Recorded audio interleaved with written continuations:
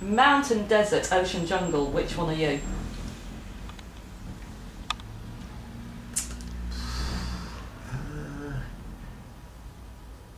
I think I'm probably mountain.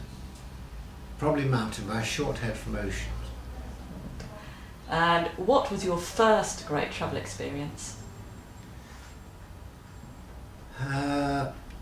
Great experience. Seeing the sea for the first time when I went to Norfolk. When I was, I must have been about 7, I should think.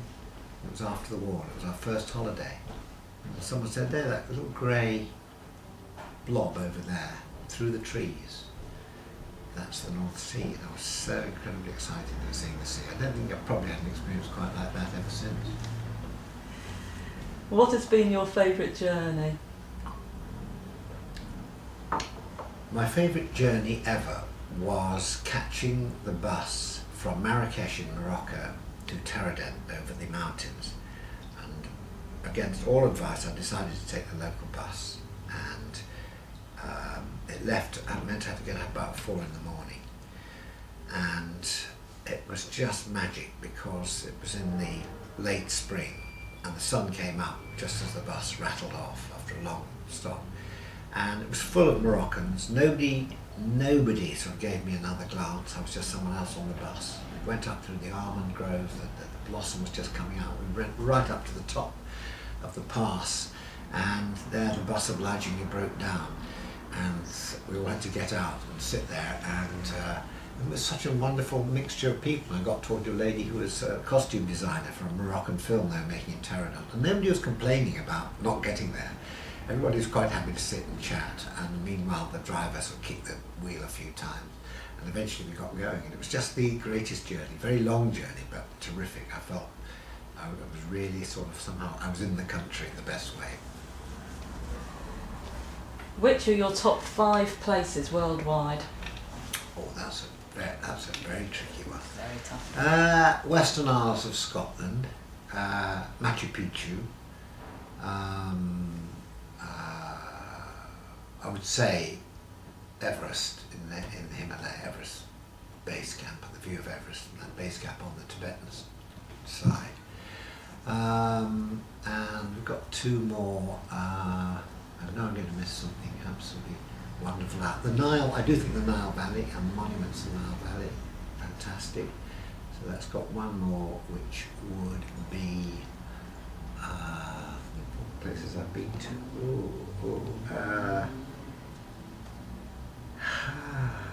Gosh, possibly Java and the volcanoes of the eastern part of Java, going up to Mount Meru. That was a great experience, yeah. Which 3 items do you always pack? My black notebook, made in Glasgow by the all-weather book. I always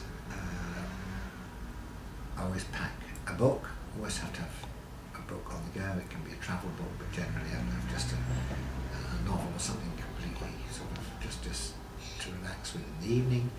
And the other thing would be my little tin of blackcurrant pastels, Greta's pastels, which are, an absolute necessity and a comfort. And they're now sugar-free. Awesome. Which passport stamp are you proudest of? Oh, I think it would probably have to be the one either Niger or Mali. They're wonderful, and all handwritten in Arabic. Fantastic. Which passport stamp would you most like to have?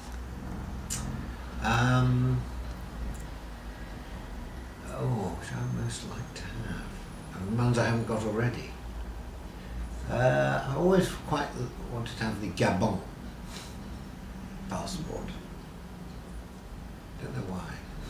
The stamp. I think it'd be something rather wonderful, a bit of a flourish. And then last but not least, where or what is your guilty pleasure? Oh, my guilty pleasure. I suppose my guilty pleasure would be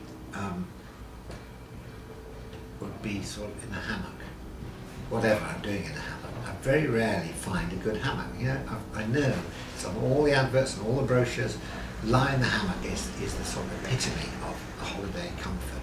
I can never find that hammock's in the right place. They're always too thin, they flick you out and all that.